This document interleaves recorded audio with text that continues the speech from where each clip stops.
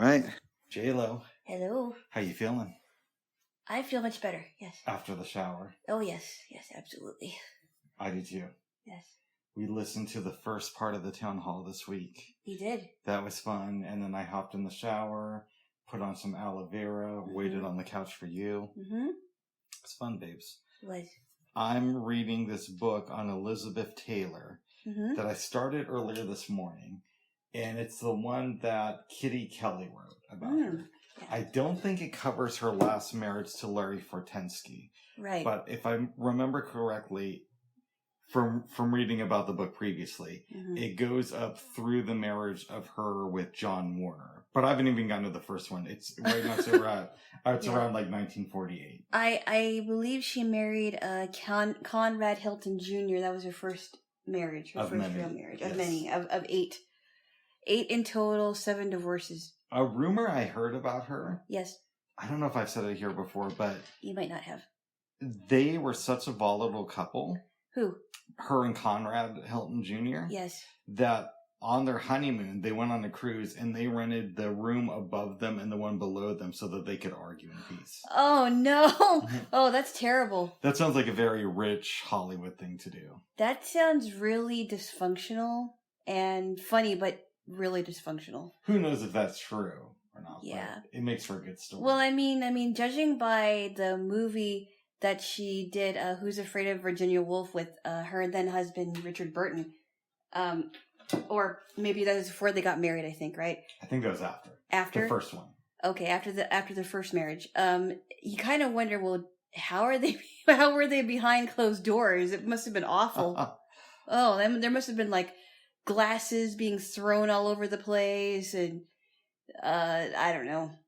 It must be horrible. Yeah, I didn't know that she was British. Well, she was born in... Yeah. I didn't know that she was born in England either. Yes. Both her parents were from England. Wow. And according to the book, her mom wanted to be an actress. Yes. But gave it up when she was 30 and had kids. Got married and had kids. Elizabeth Taylor's husband came along. Or Elizabeth Taylor's dad. Dad, not husband. Well, I don't know if they were ever married or not, but yes. Right. Yes.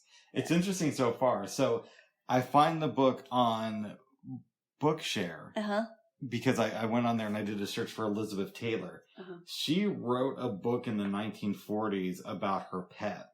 Wow. When she was really young. Yeah, and they actually talk about it briefly in the Kitty Kelly biography, where they say that her mom was making all these deals to get money into the family. Yeah. And one of them was Elizabeth Taylor got paid $1,000 to put out a 77-page book with a bunch of photos of her and her pet. Wow. No words? Just a picture book? I think there might have been some words, but it wasn't a lot of stuff in there.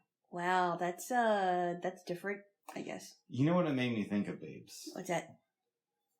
I don't know if this is my perception, but it felt like when you and I were coming of age rather, in the late 80s to 90s. Yes.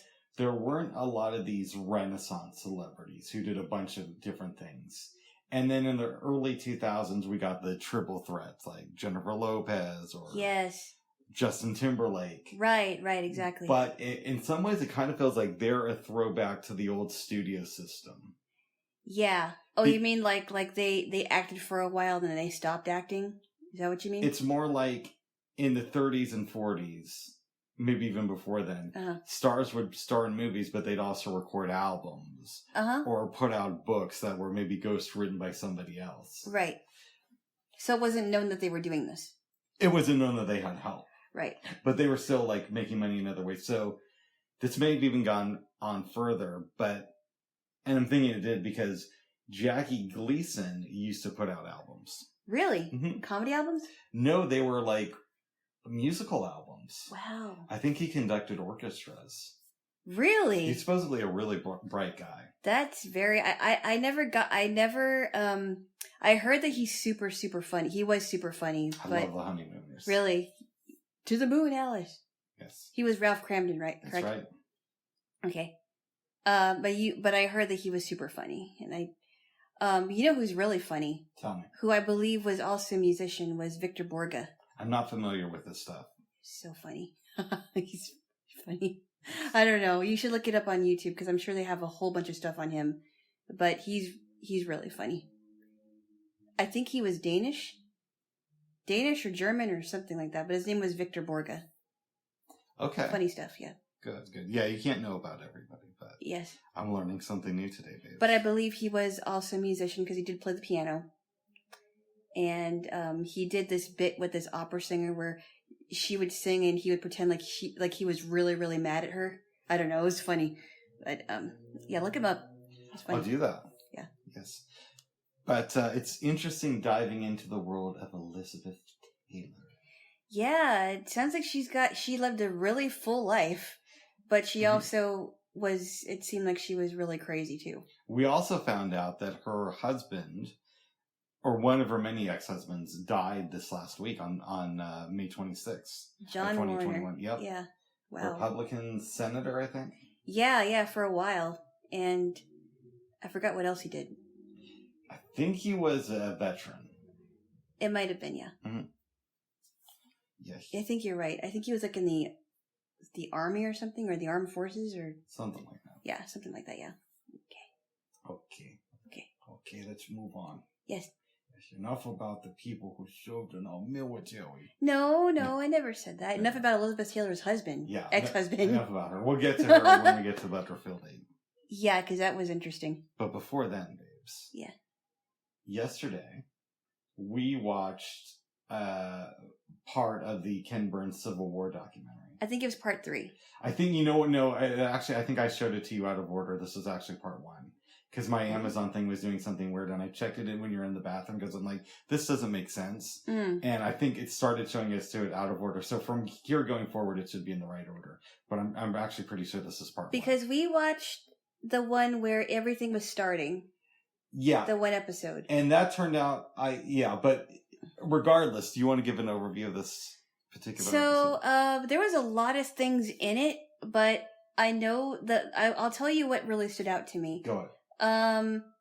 Was when they were talking about the Confederacy and how that started in the midst of the Civil War, and how they had their own presidency and their own constitution, and a few states were seceding from the Union, like I think it was like North Carolina and Virginia, which I was like, wow, I didn't know that there were states that actually seceded from the Union. That's what the Civil War was about, babes. Yeah. I didn't understand it until now, but Alana just learned about Jefferson Davis. I did. Yes. Yeah, I had no clue. I really that was, and then how free black men were shot. Wasn't there like a pastor that was trying to stop somebody from shooting from a shooting, and he got shot instead? I forgot what that was. I think you might be thinking about the case of John Brown. Yeah, I think that right. John Brown was interesting to me because it's like he thought he was doing good by shooting people that were a part of the slave trade. So he was equating violence with doing God's work, which I thought was very very sick and twisted. And really, so I have issues with Brown, not his ideology, but I think the way he went about it. Maybe that's what I mean. Okay, that's exactly what I mean. I mean, he thought he was doing good by really going against slavery, but the way that he did it was wrong. Violent. The way that he did it, the violent way that he did it was very wrong. Indeed. But you're not against violence, though. You're just against the way that he did it. Okay, so maybe I should clarify it. When you mean violence, are you meaning like protecting yourself? Like no, because you said before that you're pro-death penalty. And that's a form of violence. And you're pro-war, and that's a form of violence. Well, I think we should go to war if we have to go to war, but I don't think that we should always go to war. Okay. Maybe I should clarify that. Yes. We need people to fight our wars, but if we don't have to go to war, we shouldn't go to war. But John Brown felt that he had to go to war. Yes. In a sense, right? But I thought the way he did it was not It could have been handled a little bit better because a couple free black men died. Absolutely. During the revolt. I love Quentin Tarantino. Yeah. But he has a weird obsession with black culture. Okay. And he wanted to be John Brown, right? He was on Charlie Rose in the 1990s. Mm-hmm. And I believe the question came up, would you ever direct a biopic? Yeah. And he says that for the most part, they're not interesting. But he followed that up with, it might be fascinating to do a biopic of a particular event. The example he gave was the day that Elvis Presley went in to record for Sun Records for the first time, as opposed to doing a biopic on his life. And then he said that it might be interesting when he's a little bit older to play John Brown in a movie. Wow. Mm-hmm. Okay. Interesting. What do you think about that? I don't know. That's interesting. He wants to play John Brown when he's older, but...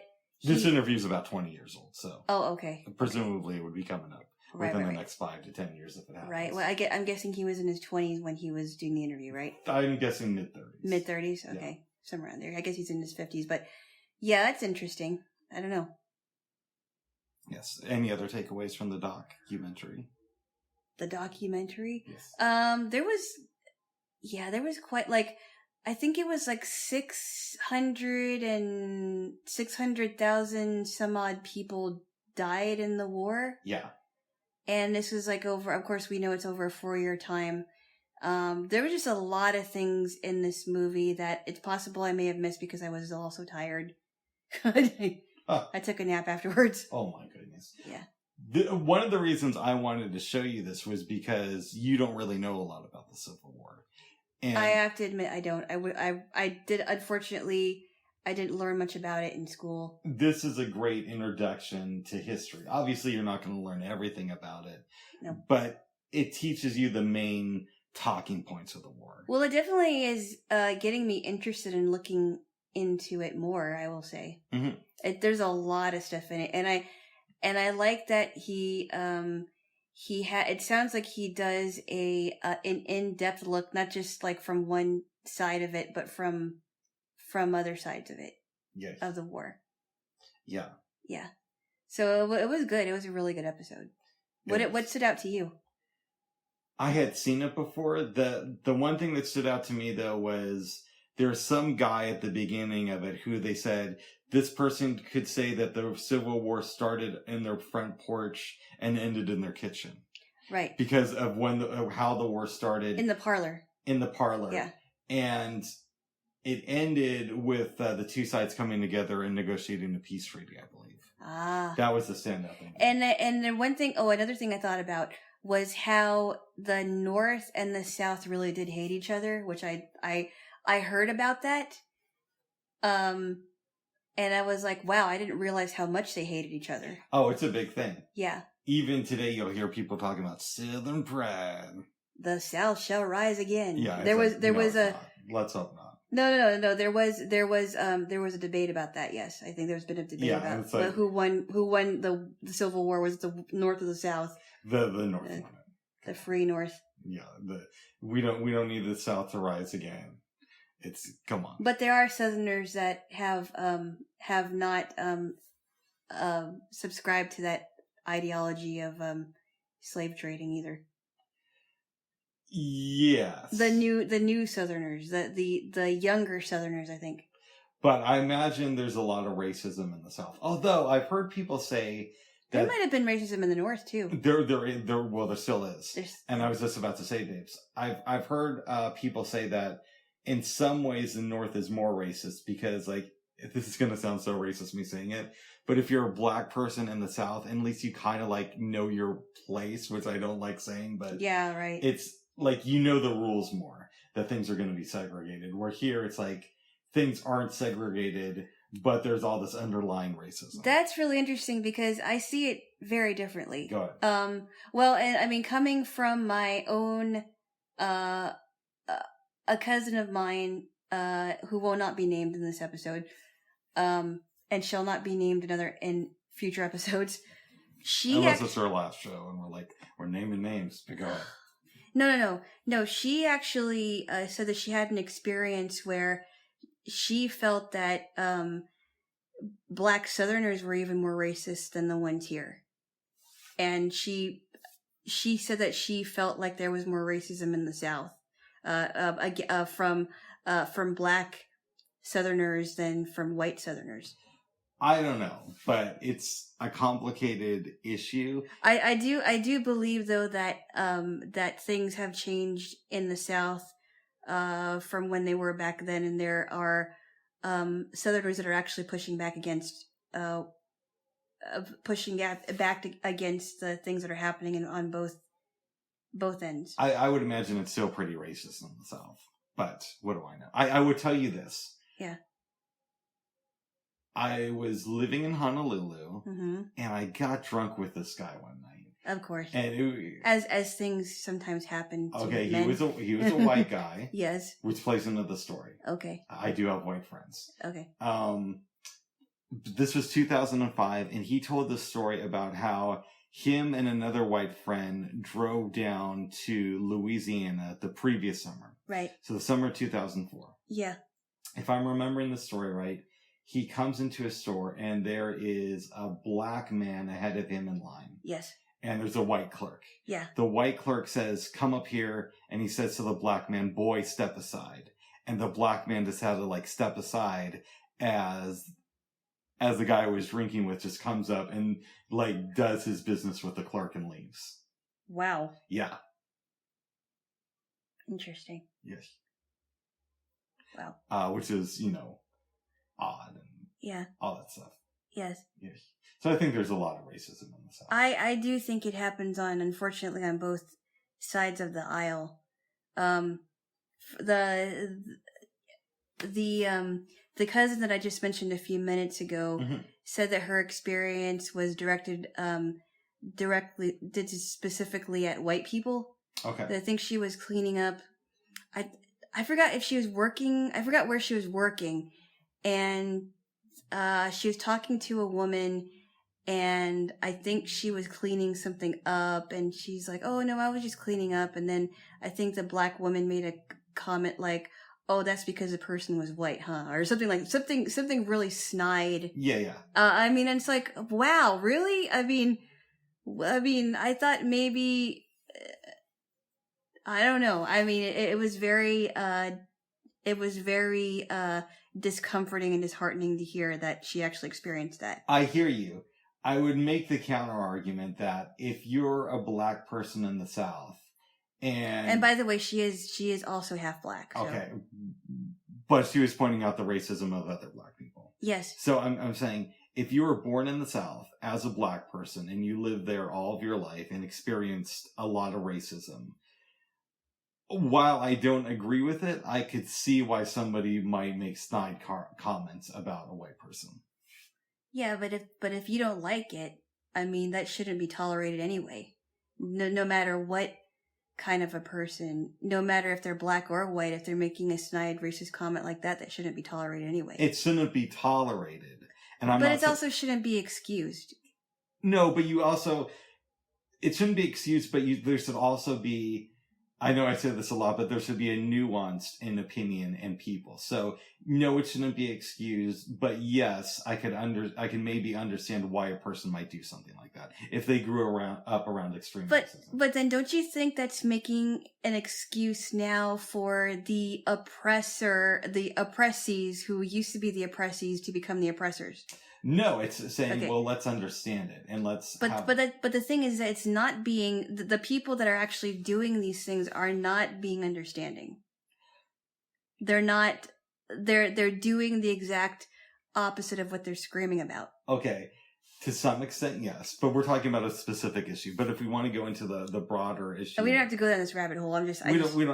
All I'm saying is there should be some level of not excusing something, but let's understand it and let's have an honest conversation. So, for example, if I don't know the woman who said that comment, right, to your cousin, so I'm going to go out on a limb and make a lot of assumptions. Okay, let's assume she was a black woman. Okay, Let's assume that she was born in the South. And let's assume that because she was a black woman from the South, there were a lot of opportunities that were close to her. Let's assume that there were a lot of racial slurs said to her over the years, and that she was stuck being in the service industry because opportunities were close to her. And because of all the racial slurs that were said to her along the way, she was maybe taught to believe that she couldn't rise up. Okay, so instead of just saying, okay, she said a racist thing, yes, and let's look at what led up to that.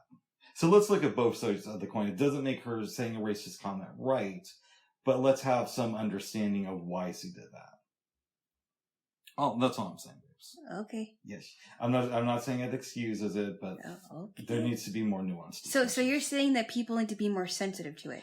Yes, more sensitive and more nuanced. Why does somebody say this? And maybe, and then also saying, well, why are black people oppressed in the South? And are they still oppressed in the South, man? Or how oppressed are they still? But then what about the white people that are saying, hey, this has been wrong for a long time. This can't happen anymore. What of them? Well, what of them? Then we have to ask, what are they doing besides just saying that, right? So are they trying to enact laws? Are they trying to, I don't know, maybe change the social structure by their hiring processes? There's so many different factors to this. It's a very nuanced conversation that I think needs to be had. Or conversations. Conversations or dialogues, yes, or whatever you want to call it. But okay. Yes. But anyway, I think we went on a little bit of a diatribe That's here. My liberal rant for today. Of course. Yes. And Eli's just like, what's you say? All black people from the South are racist, and there's white people trying to stop it. No, I didn't say that. No, I'm joking, babes. No, I never said that at all. Okay. Oh, you was trying to put words in my mouth. Okay, babes. But I love you. I think, though, babes, you should give me a kiss. Yeah. Okay, yes, all right. Yeah. I love you, babes. I love you, too. Oh, good. So it was an interesting documentary. It was a very good episode. I learned quite a bit. I'm learning quite a bit, actually. Nice. Yeah. I really am, even from the little bit of the country documentary I saw, which I think that's on my hard drive, isn't it? I gotta look that up. It was such an in-depth documentary thus far, and I liked how he put it together. He's great. I'm a big Ken Burns fan. I wonder how long it takes him to do his research and then do a documentary on them. I think he said he started the country music documentary in 2012. Wow. And it came out near the end of 2019. That is correct. 7 years later. Yes. Wow. I could be having the dates of when he started somewhat wrong, but I think that was the case. Because a lot of the people who were in the documentary were dead by the time it came out. Right. Mm-hmm. And one of the people that died before the Civil War documentary was historian Shelby Foote, correct? Yeah, I think that's how you say his name. And Shelby Foote. Yeah. He has. I haven't read his book, but he has 3 books that are considered very popular about certain battles. So there's a book on Fort Sumner. There's 2 other books in the series that I do have, but I haven't read yet. Uh-oh. And those may be fun to explore after we watch the Civil War documentary. Uh-oh. And see Gone with the Wind. Right. Yes. Oh, I'm excited to see Gone with the Wind. I've heard so much about it. I almost read it, but it was like 9 Braille volumes long. I'm like, I don't have time to read 9 Braille volumes, but great movie. But I'm excited to watch it, and I'll say this one last thing. Go ahead. I'm really saddened that there are theaters that will not show it now. Yeah, but it's also, I mean, theaters that won't show it. It's not like it was having a huge theatrical run. No, but you saw it though. You saw it. You had the privilege of seeing it when you were a teen, and I never got to see it. Yeah, I had the white privilege of seeing it at Lloyd Cinemas, actually, because that was when New Line Cinema released it on July 4th weekend of 98, I want to Yeah, say. and I never got to see it in a theater, and I didn't get to see it at all. So were you unaware when it was being re-released in the 90s? I don't know. I never heard about that. I didn't know that. I wanted to read it. Yeah. Because I've been hearing about Gone with the Wind for a really long time. One of my friends got to see the movie. I might have been she might have had it on video or something, but I've heard so much about it. I wanted to know more about it, but for some reason I never got to see it. It's a very important film.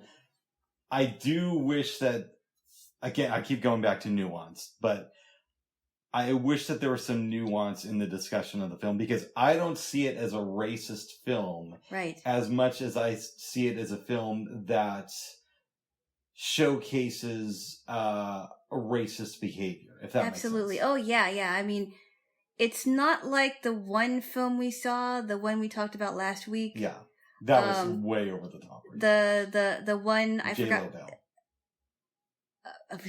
Or Jezebel. Jezebel. Yeah, that was just crazy over the top racist. I would agree with you on that one. Yeah. I think that that would have been a great movie for my U.S. history class I took my junior year, because we were learning about historical events through film, and that would have been an awesome film. But we only had I think a quarter semester. I'm actually surprised that they didn't show you Gone with the Wind.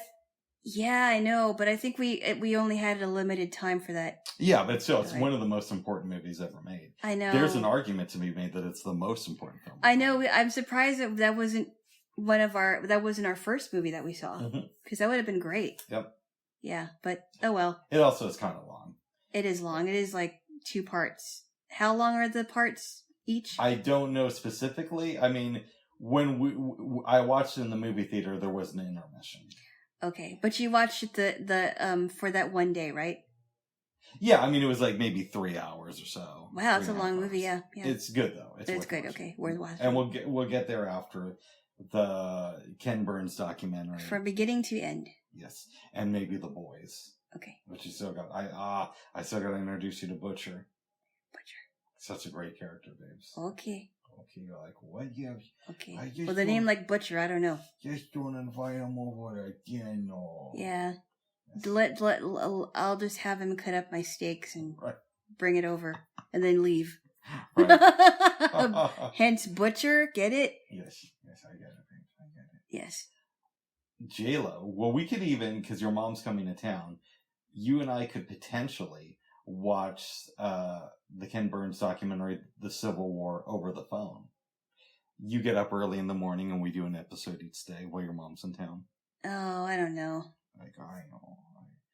I really go, I don't know. Well, it's kind of difficult because, every time she's in town, we end up doing stuff, and I don't even know what's going to happen any given day. Up early. No. No, Bubs. Get up at 6 or 5:30 we'll do it. They're like hour and a half episodes. If we started at 6, we could be done by 7:30. No, Bubs. Okay. It's a little too much, Bubs. I don't think I want to wake up that early just to watch a Civil War episode.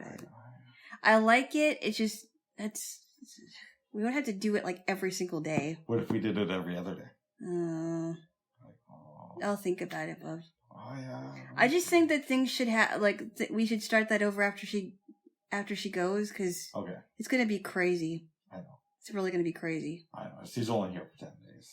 Hopefully 10 days and no more than that. Well, you told her the thing, so. I did not tell her yet. About the thing on the 19th? I didn't tell her yet, remember? Okay. But you told her the other thing about guests and whatnot. I told her that a while back, like. I thought you reminded her of it. I'll remind her again. Okay. I told her a while back. Remind her. Okay. That's what I'm saying. I'll tell her about the thing too, because she needs to know that. Yes. Yeah. And they already have enough volunteers, and Yes, they do. They already have enough volunteers. Yeah. Yes. Anyways, moving on from your mom. Yeah. You took a long nap yesterday, babes. Oh, yeah, I did. I really did. First, it was for 45 minutes, and I woke up, and I said 10 minutes more, and then I got up again. I'm like, okay, I think by this time it was like 4:39, and I said, okay, I'm going to sleep until 5. That's what you did. And then I did. Yes. Yeah. Yes. Then you got up. We made a really good kale salad. I suggested that while you're chopping things up, I could maybe make some rice. It was a very good idea. Thank you. It was very good. It was delicious. I usually wouldn't have a salad over rice, but it was a really good idea. It's brown rice, right? Yes. Good. Yes, it was brown rice. I barely ever, if any, eat white rice. I'll eat it on occasion, but I don't have it.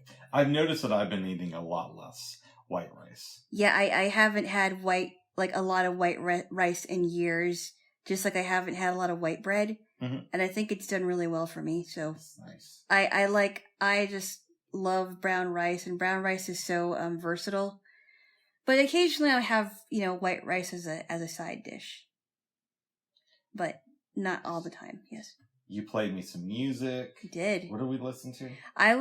I decided to let you hear some things from my playlist, because there's some things that you haven't heard yet, and I've showed you before, but I wanted you to kind of listen more to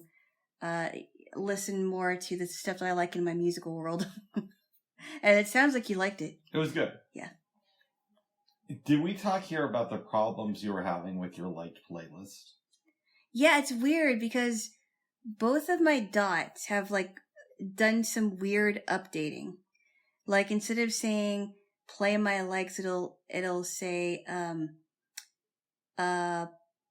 playing your playlist, or playing your music, and then it'll have a specific order, or I did that last week, and then I'll say shuffle my music, and it'll shuffle it, but then I've noticed lately that so a long time ago, I bought and downloaded a tuning CD to help me better with tuning my flute.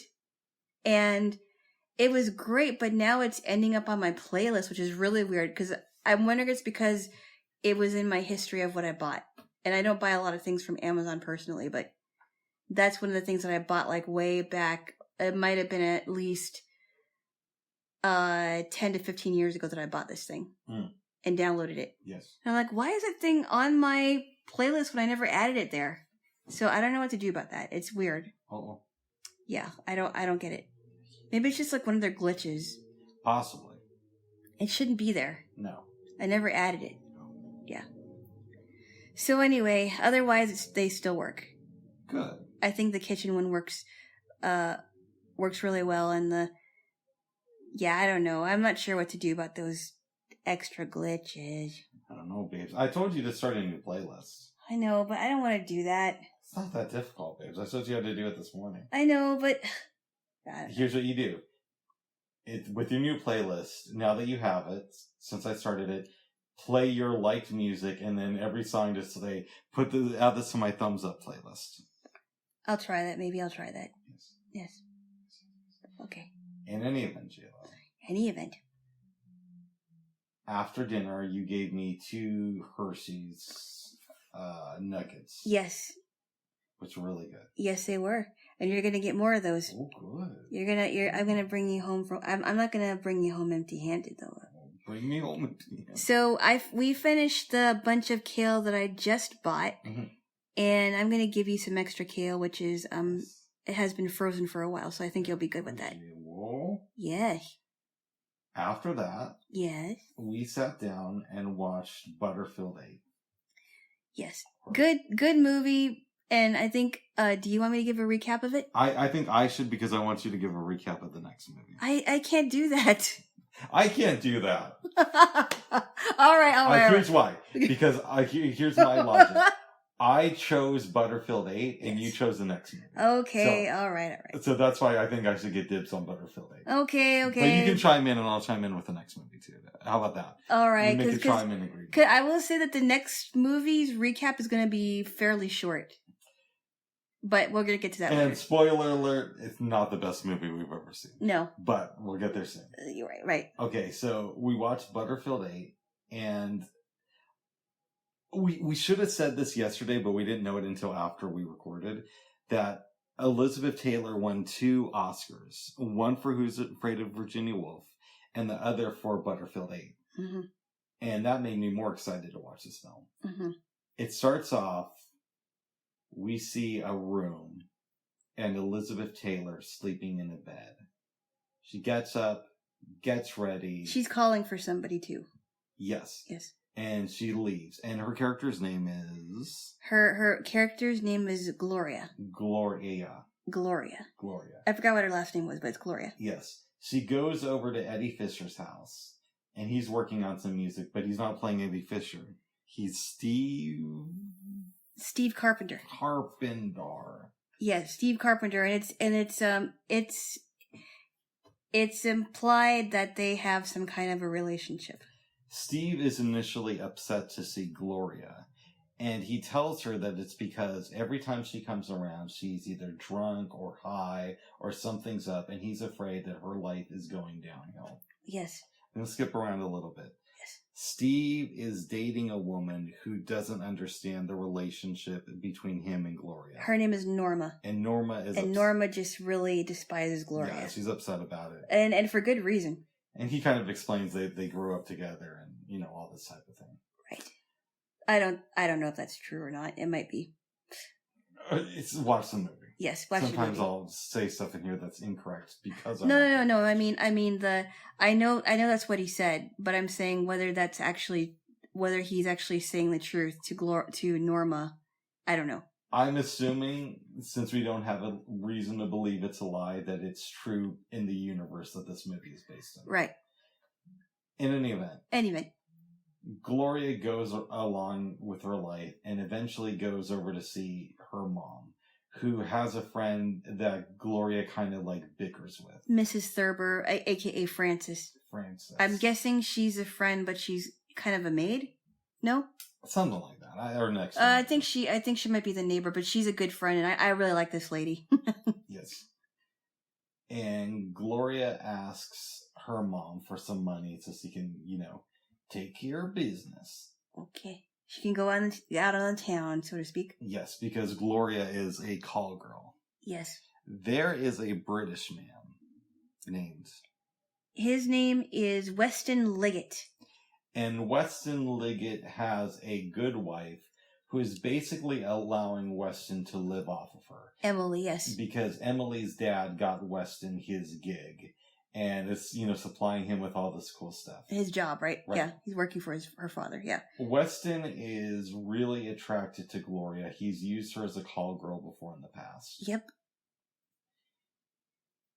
They meet at a...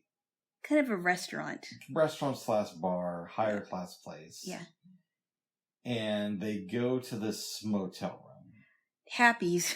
Ran by it's a hotel. A lady who used to be in vaudeville. And her name is Happy. Yes. She's kind of funny because she really is happy.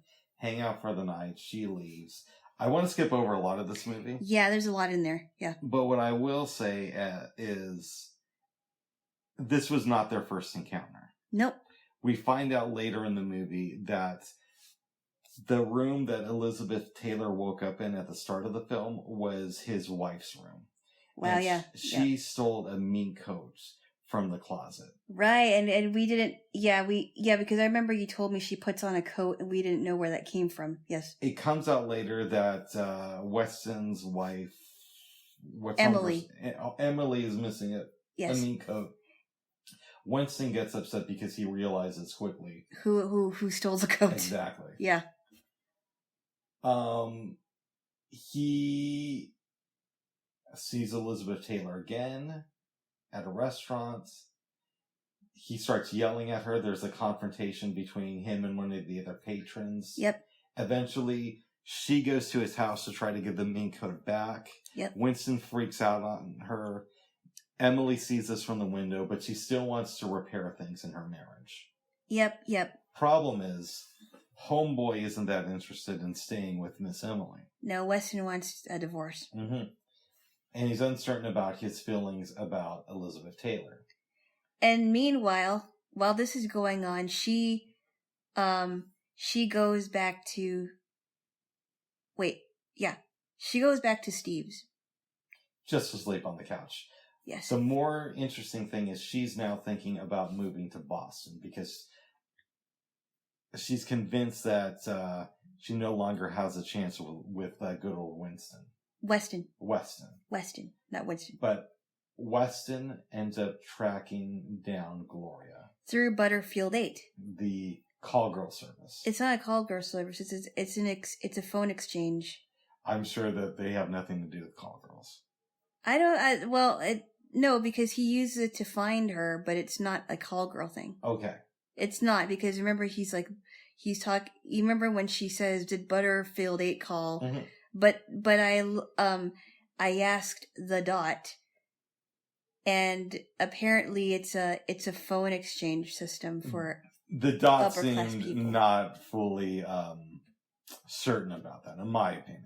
Oh, okay. Well, then you look up Butterfield 8 afterwards. I'm assuming that in the reality, it might have been a call girl service. The reality that this film is based in, Butterfield 8 is a pimp service for high class call girls, but I could be wrong. I think you are. Okay. Because other people were using Butterfield 8, I think. Okay. Yeah. To track down Elizabeth Taylor. I don't know. I mean, they weren't using it to order groceries. Well, no, this is like the 1960s. That they didn't have that technology back then. Oh my goodness. I'm kind of thinking it was information, like basic information. It's possible. Yeah. In any event. Anyway. Winston tracks her down. He's like, okay, I'm sorry. I want to marry you. Let's go back to Patty's and, Oh my, happies. Oh, and then I have to mention too that Steve asks Norma to marry him. Yes. That's not really pivotal to the story, though. I know, but that's why she wanted to go to Boston. Okay. One of the reasons. One of the reasons. Yes. Okay. Excuse me. From Winston, go to the hotel, motel. Or motel. Hotel, motel, Holiday Inn. Never mind. Ugh. He gets out of the car. Lizzie jumps in the front seats and drives away. With his car, yes. Yes, Winston had another car there. He starts chasing her on the road. They're driving. There's like a sign for a construction site. Yep. Elizabeth Taylor just goes through the sign and basically goes off this huge rock, flies in the air, car crashes, and Gloria dies. Right there, yep. No, not right there. Because remember, Winston says at the end of the movie that they took her to the hospital and she died an hour later. Right. Oh, I see. Yeah, that's right. You're right. Because he was notifying her mother. Mm-hmm. Yeah. Wow. And that's pretty much the end of the movie. Wow. I didn't love this movie. I liked it, but I didn't love it either. It's pretty good. It is good. It's a 7. It's a solid 7. It's not quite as interesting as Who's Afraid of Virginia Woolf. That was a much more challenging It's very challenging. movie. Kind of hard to watch, but... And performance, I think. Yeah. I think she's better in that movie than she is in this. Yes. But she's good in this. She's definitely good as a homewrecker, yes. Mm-hmm. A question I have for you, babes, is... Well, let me give some setup. All right. 1957... Mike Todd, who was at the time married to Elizabeth Taylor, yes, dies in a plane accident. Yes. They were friends with Eddie Fisher and Debbie Reynolds. Yes, I believe you're right. And at first the press is looking at Elizabeth Taylor like, oh, she's this tragic figure. She had a husband who passed away. Right. Eddie Fisher starts comforting her. They start up a relationship. They start an affair while he's still married to Debbie Reynolds. And the press turns on her, calling her a homewrecker. At the end of 1960, November of that year, Butterfield 8 comes out. Right. Oh, man. Yeah. This film sort of, and in a way... kind of confirms that, right? Yeah, but in a way... Who's Afraid of Virginia Woolf mirrored her life too, because of the craziness with Ronald Burton. But this film also does it. Yeah. So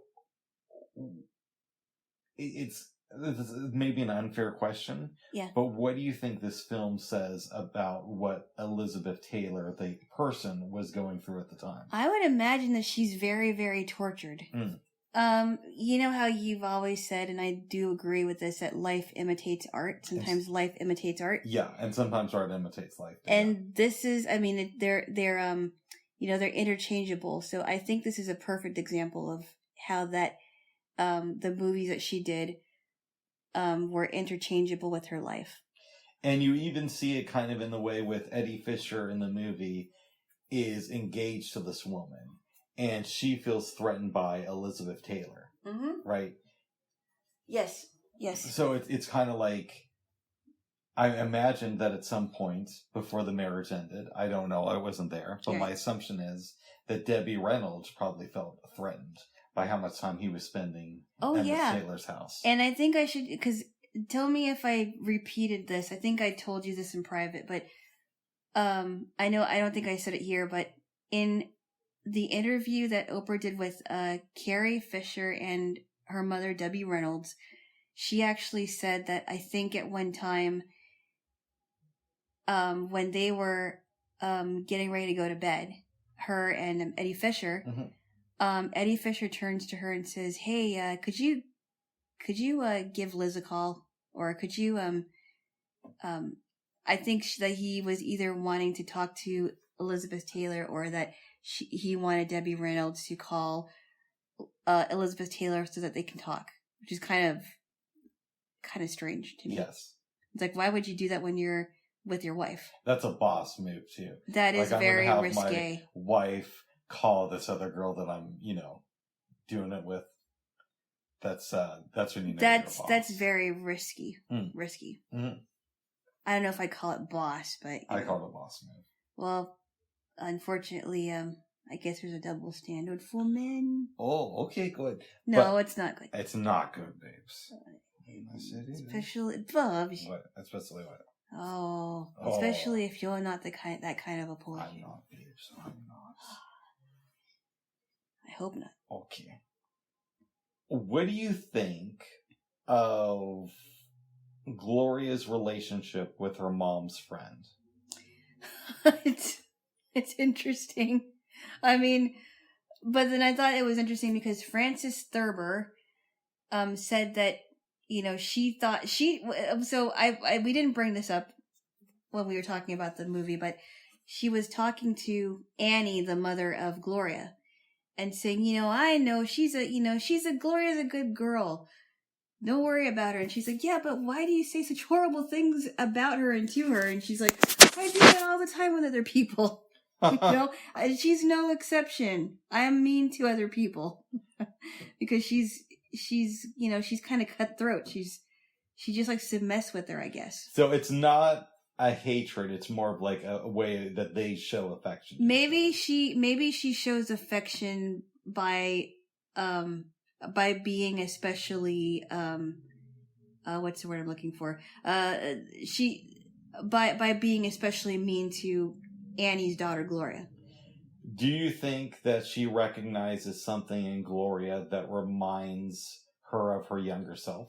Possibly. Yes. Maybe she was kind of, she was a wild girl back then. A woman of the night. A woman of the night, or maybe just a woman of the world. Yes. So maybe she just sees her that way and she's like, I like you. I'm going to mess with you a little bit just because you're my best friend's daughter. Yes.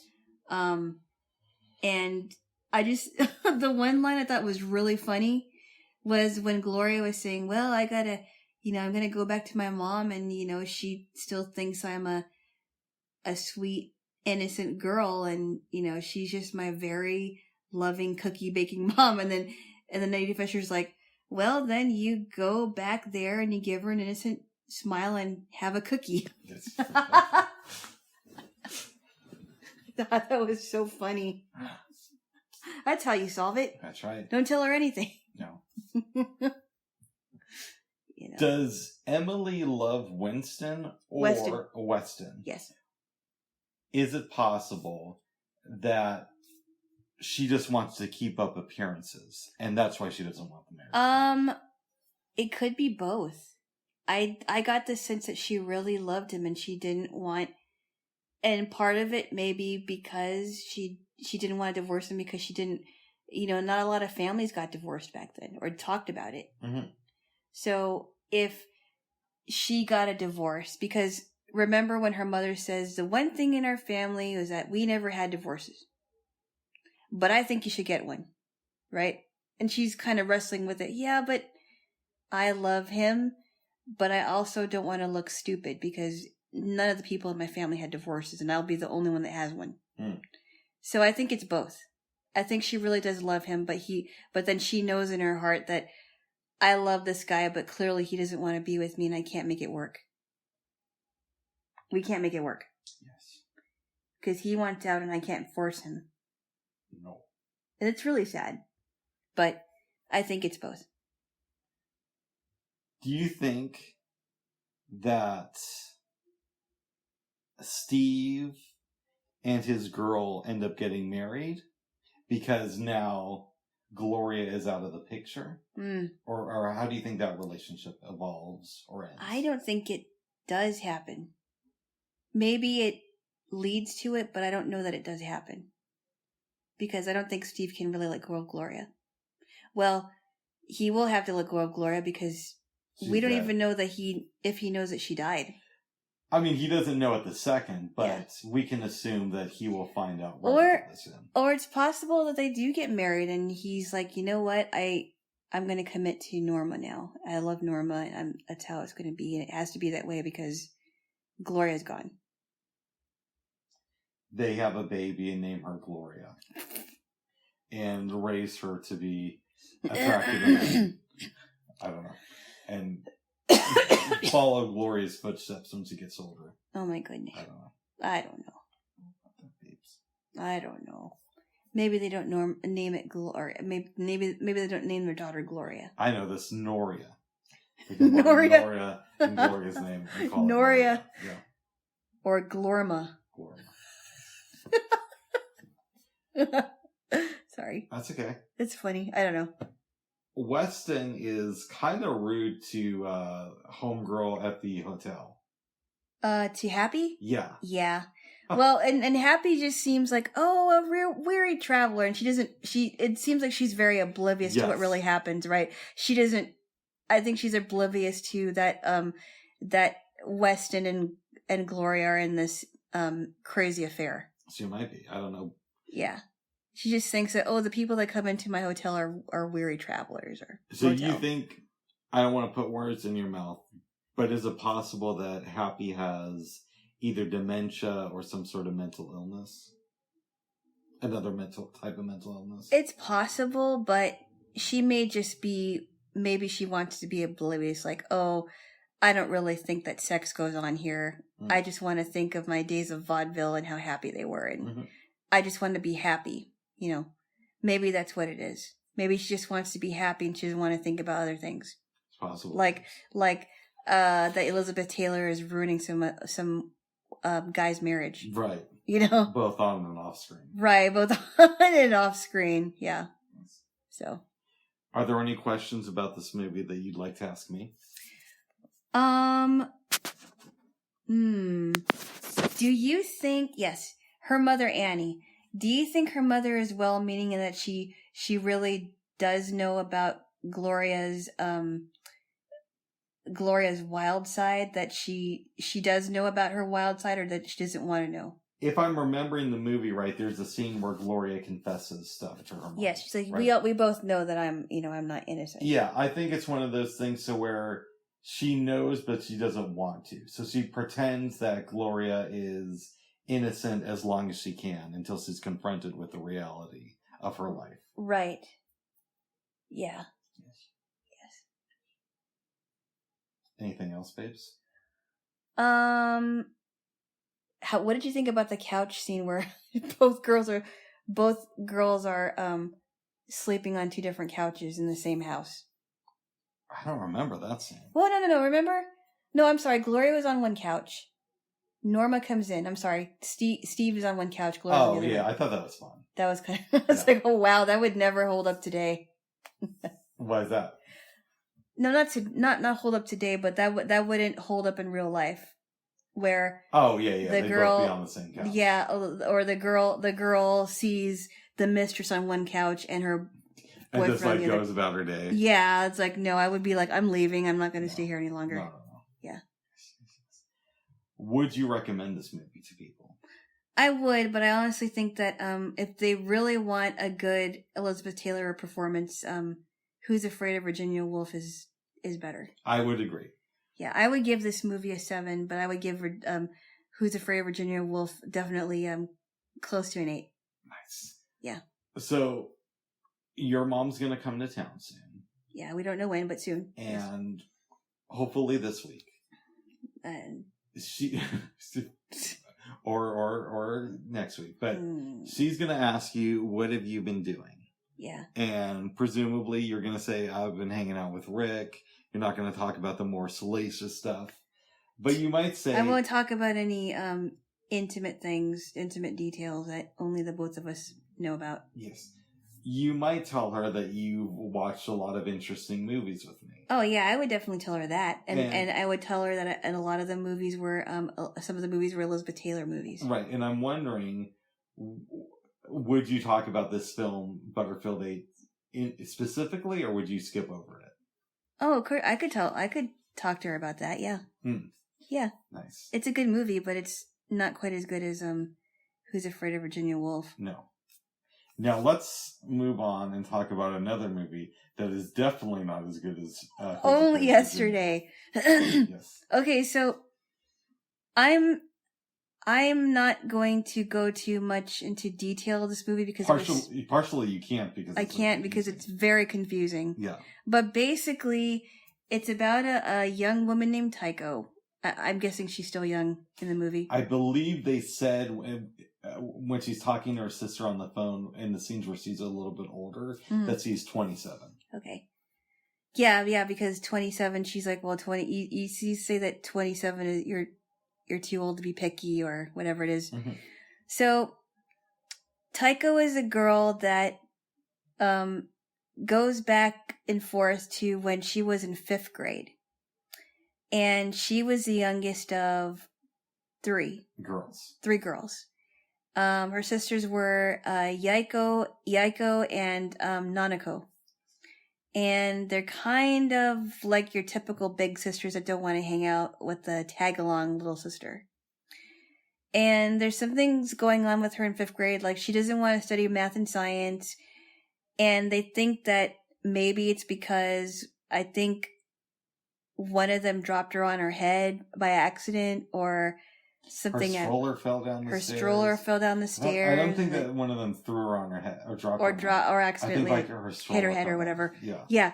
And that's just like speculation for like a minute in the movie. Yeah, and then Tycho thought maybe she was adopted, and there were some things that went on with some people thought she was really strange, and that they were talking about like what the position of a hall monitor was, and then they find out later on that Tycho was really interested in acting, but her father wouldn't let her act, and in this local theater company. Yeah, like she did well in a student play. As a result, somebody from the university comes to her house and wants her to participate. Yeah. And everybody in the family is excited until her dad says no. And then the mom says, well, don't tell anybody in school that you were visited by somebody from the university, because how do you think that the girl was going to feel? Oh, yeah. So just to provide a little bit more context, yeah. Tycho is talking about, they didn't pick me, but they picked this other girl, and she has such a beautiful dress, and everybody's so into her. And then she left for the day, and then I think it was either her mom or her sister says, you can never say... The mom. Okay, the mom's like, you can never say that you got the offer first, because how would that make her feel? I mean, she's doing great now, and your life really sucks. Yeah. But you wouldn't want to make her feel as bad as you feel. It's almost like she has to compensate for something that she's really good at. Yeah. By making the other the other girl who got the part feel better about herself, which I think is really horrible. It is, but at the same point, we don't want to give the impression that Tycho is this like amazing character either, because he does suck at math. She's not really that interested in learning it. Yeah. You know, she just can't understand, you know, the how to divide fractions well, and she's like, why do I have to know this? And I don't know. I mean, it's kind of like she's had to compensate for things. I don't know if that makes any sense. Yeah. And then somehow she ends up going. Her sister sets her up with this guy named Toshio. This is when she's older. Yes, remember? Yes, she ends up going, which is weird because he's Australian. And he's supposed to be Japanese, and I don't know of any Japanese Australians, but whatever. Good eye, mate. Konnichiwa, mate. Konnichiwa, mate. Yes. Good eye. My name is Toshio. I'm Ichiban, mate. And so they're in the countryside, and she's wanting to go to the countryside. Wait a second. Is Ichiban Japanese or Chinese? That's Japanese, Bubs. Okay, good. Ichiban. Good. I don't want to make a cultural error. No, it's Ichiban, yes. Ichiban. Number Ichiban, one. mate. Well, you should know that, Bubs. You used to say Ichiban, number one. I did when I worked at the gun store, but keep going. Yes. So anyway, so she goes to the countryside where her granny lives, and she's loved going to the countryside since she was younger. She wanted to. She wanted to go to her granny's village and grandpa's village, but they always said no. And then there was like a weird thing near the beginning of the movies where the sisters were like hyping up these baths that they have. Yeah, and Atami was the place, and they were saying, "Oh yeah, there's these mermaid baths, and there's these other they're the hot spring baths." Yeah. And she really enjoyed those, actually. But they told her, "Oh, there's mermaids in the baths," you know. And they weren't. But she liked the baths, and there was never any conflict about that. No, she didn't say, "I can't believe you lied to me about this." But she joked about it with her sister on the phone, I think. Yeah, I was like, "Oh wow, you still believe that? Yes. Are you still? I can't believe you still held on to that for a long time." So anyway, she goes to the countryside. She meets Toshio. He introduces her to organic farming, which I have no idea what has anything to do with this movie. They went on about that for a little while. A long time. Yeah. And then she was talking to this one girl and admits to her how her dad slapped her once, and that was the first time she ever slapped her. And then the girl's like, "Oh yeah, I was slapped too." But then Taika was like, "Well, it was worse for me because it only happened once." And that made me wonder why, as opposed to if it would happen all the time, it just would have been a natural thing. Yeah, which was really strange. Yes. So they talk about organic farming for a long time, and the granny is like, "Taiko, do you want to live? Do you see yourself living in a place like this?" And she's like, "Oh yes, I do. I love it here, and you know, Tokyo is crazy, and I like Tokyo, but it's crazy, and there's a lot of traffic, and I like living on the countryside." And she's like, "Well, why don't you marry Toshio?" And her dad spoke up and says, "Mom, don't tell her that. I think she would be better in the city because she has a good job and she's independent." And the mom's like, "Well, maybe we should find out what Taiko really wants. I mean, she likes it in the country, and she's close to her granny, and she's close to grandma." Taiko runs away. She does like run. 27, she runs away. She runs away, and then she sees this guy down the road named Abe, who was this poor kid in her class that nobody wanted to touch because he was really filthy and dirty. And this is the first time we hear anything about Abe, and it's maybe an hour and a half into the movie. Yes, and so she tells a story to Toshio saying, you know, "I sat next to him and I hated him, and nobody wanted to touch his hand. And it was found out that he was moving, and so everybody was made to shake his hand until he comes up to me and says, 'I will not shake hands with you.'" And Toshio then replies by saying, "You know, the reason why he doesn't want to shake your hand is because he likes you out of everybody." And he's like, "Yeah, but he was nice to the girls that he liked." And he's like, "Well, you understand that, you know, guys are totally different. They'll pick the ones that they actually like, but they're scared of them." Mm-hmm. And I think he made a comment to like, Love is blind. Girls are blind to Take over your mind. Yeah, Sorry, you know what I mean? Yes. Girls are really blind to it, which I actually think is true because of some things that happen with me that we may or may not have mentioned here that I was blind to. I asked you on a date and you're like, what? I didn't know. Well, and then Bubs, in my defense, I didn't know what you meant by hang out in Rick speak. And then we're talking one day at my apartment. I'm like, I really want to have a relationship with you. And you're like, oh, maybe you. I don't know. Bubs. But anyways, back to the movie. Oh my goodness. Back to the movie. Maybe in another segment we'll talk about what really happened in our relationship.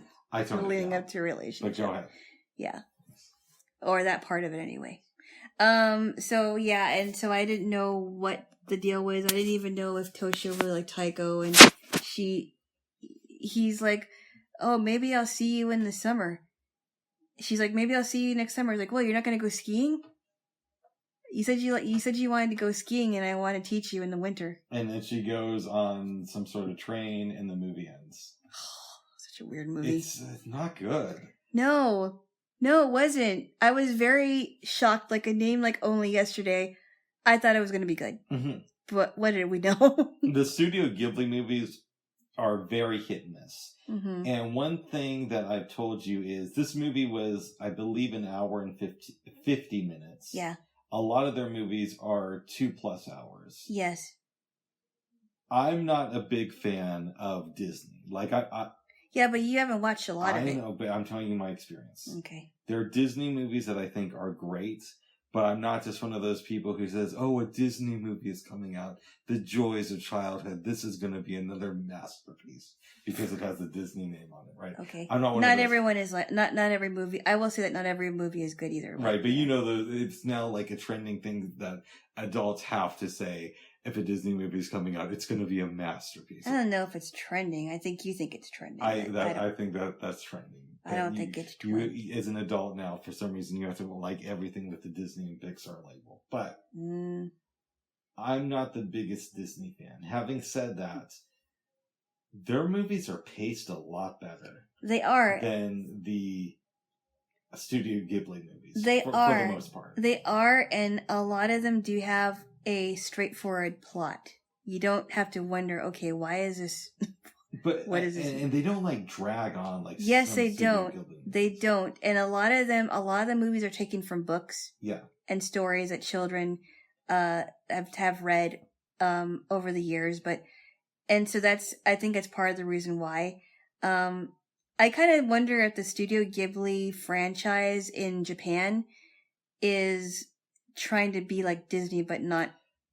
I've done some research on them since we've started watching their movies. Yeah. And a lot of people compare them to Disney. I don't think there's any comparison. In some ways there is because they tell a lot of fairy tales, but that's about it. I mean, their plots drag on sometimes, and sometimes like this one was really confusing. So you kind of have to pick them. I like that there's more adult themes in Studio Ghibli movies.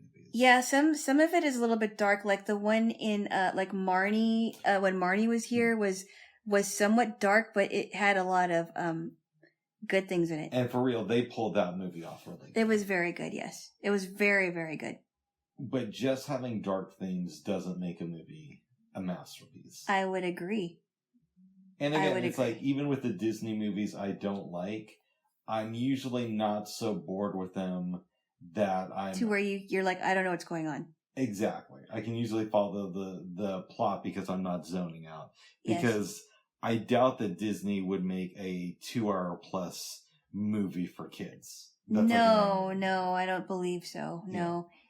No. I mean, I'm sure there's been the odd film here or there, but it's not the standard. And I think that they also, handle dark things pretty well. They don't like dwell on it, but, I think because I have watched a lot of Disney movies, so, I think they handle dark things well, and I think they know how to explain it. But when it works with Studio Ghibli films, they hit it out of the park. Right.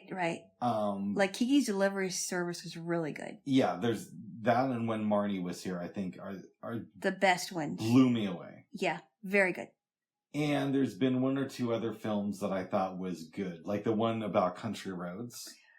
Oh, the one. Oh, that was Whisper of the Heart. I didn't love that movie, but I liked it. It was fun, but yeah, that was actually better than the one that we watched yesterday. Oh, that was way better. Way better. And the Castles in the Sky wasn't great, but it was good. Oh, Castle in the Sky was good. That was the one where they're trying to find the lost land. Yeah, that was good for me. I didn't love it, but it was good. It was fun, yeah. Yeah, and then the other ones have been very miss. Yes, absolutely. Yes. Yes. So, we would not recommend this movie to anybody because we didn't get it. We'd recommend that you watch Kiki's Delivery Service instead. And when Marnie was here. Yes. Yes. Marnie blew her brains out when she watched.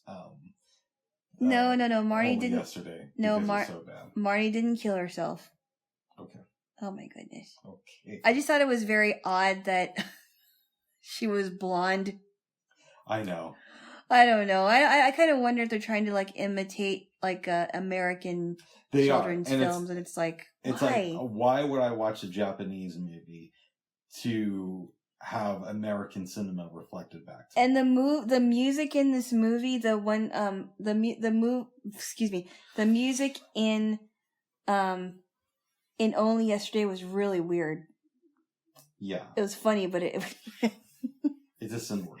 It didn't work.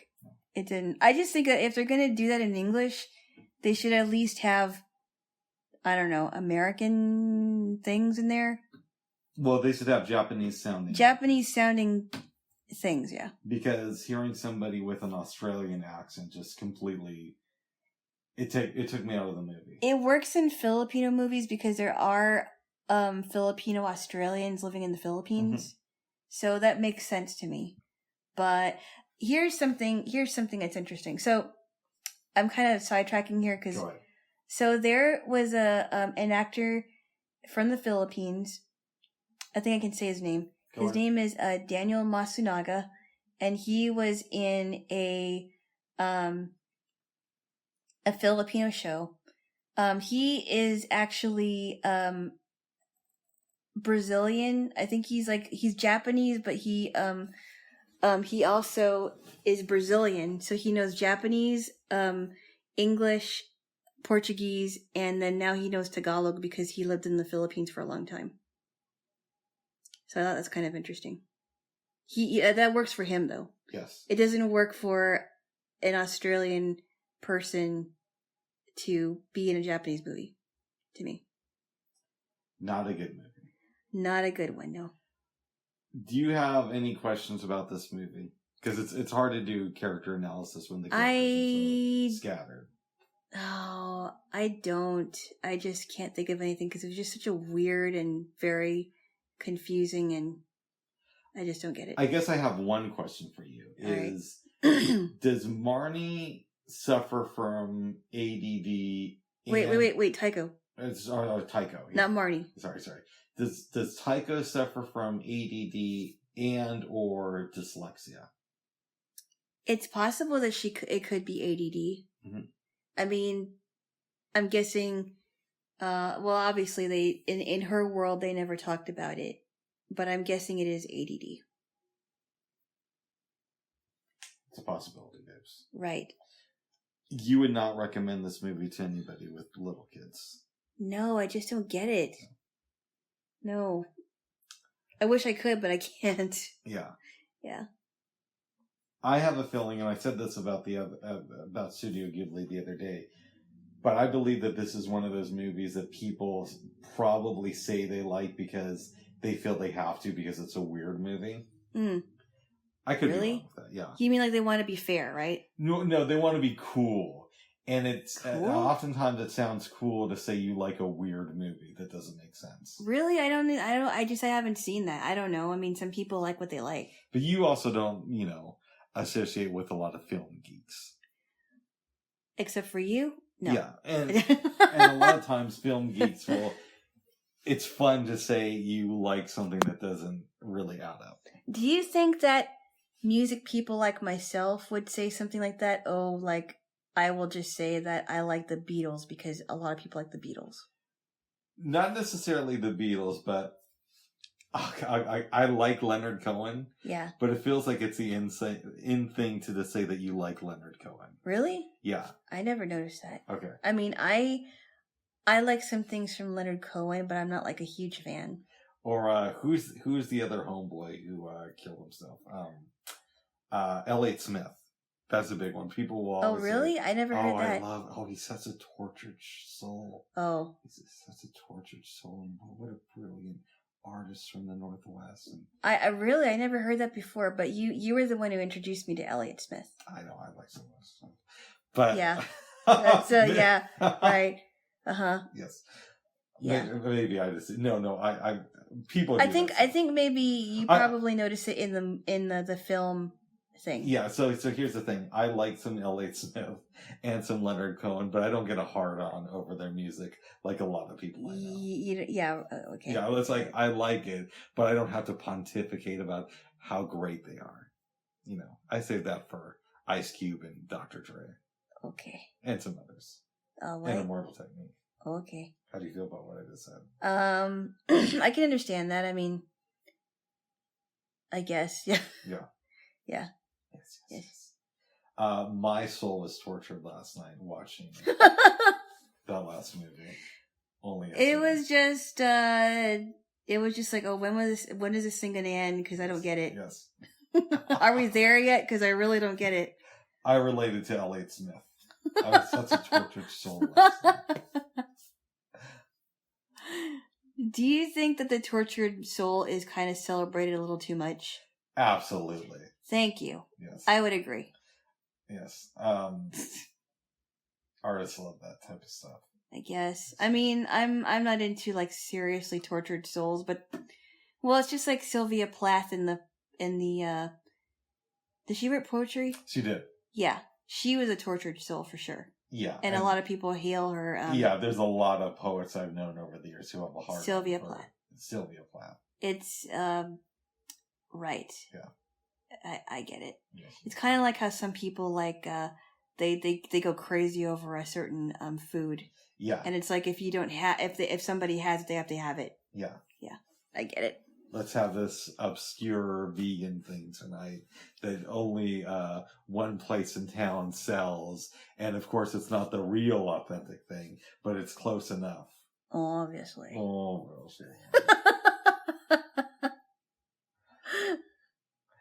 Yeah. Yes. Moving on from the movie. Yes. Did you have any dreams last night? I did. It was very strange. I had a dream that I was back at my old place and I got 3 pieces of mail. One was like a piece of paper. I don't know what that was. Mm-hmm. And then there was an envelope and there was a box. And I think the box might have been from my sister, but I can't remember. I don't remember what was in it because I don't think I opened it. And then I was my sister was calling me, but there was like a phone that was in my backpack. And I don't know how it ended up there, and I couldn't figure out how to I couldn't figure out how to answer it. And then I woke up. It was weird. Sometimes I have these weird, like, obscure dreams, like, I don't even know why I dreamed about it. Yeah. I just did. I'm very happy that you did not get into your sister's box. But oh, wow. No, but it sounds like an interesting dream, babes. It was an interesting dream. I think the box in my dream was like comparable to the boxes I get these annoying Braille newsletters, mm-hmm. talking book topics or whatever. It's possible, babes. Yeah. What self-love exercises do you want to engage in this week? Nothing. No, really? Just kidding. Okay. No, I'm not. See, every time you ask me this question, I'm thinking, I'm not really into the whole self-love thing.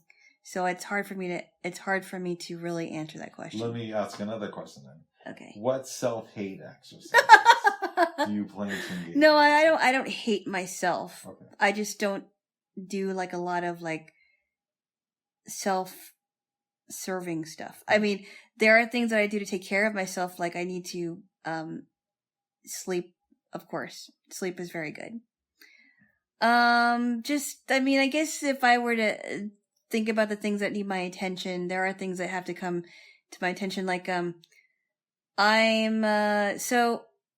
don't think I mentioned this yet here in the episode that, we are getting back to writing our book. Yes. And I have had a little bit of writer's block within the last couple of days, because I'm trying to, write the 2 last stories for my chapter.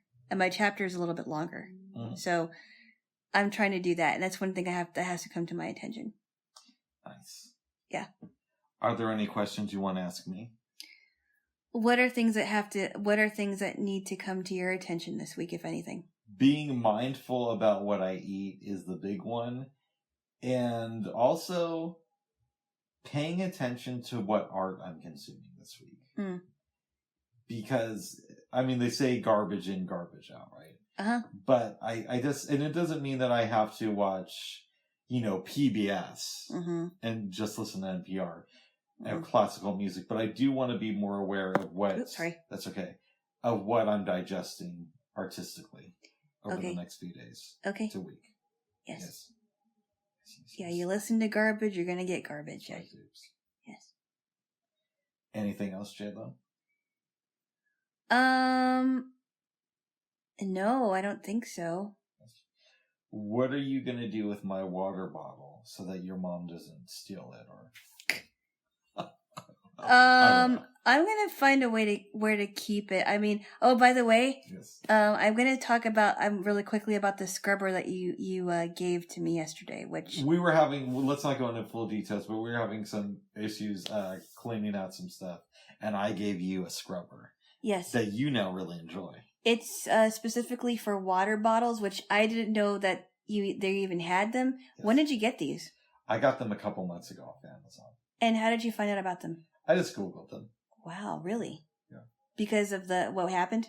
I just wanted to have some. Okay. Yes. So you've got some for you. Yes. Yeah, it's really good because it really does the job, and I like the material that it uses. And I'll figure something out. Okay. I may just clean it out and keep it somewhere. Nice. So that keep it in your purse. It's not going to fit in my purse. Just throw everything else out of there. I'll put it in one of my drawers, I think. Nice.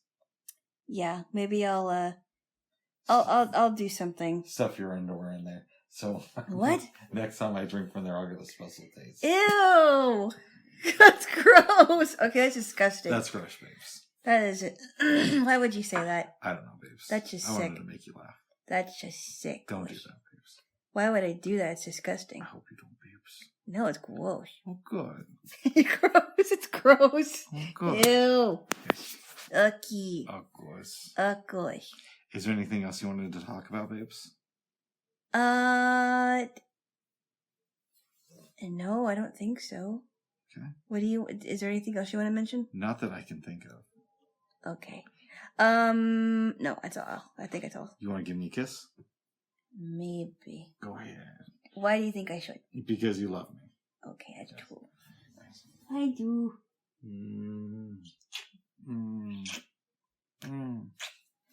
All right. All right. Last chance, Jaylo. Anything else? No. All right. No. Bye-bye for now. Bye-bye. Bye-bye.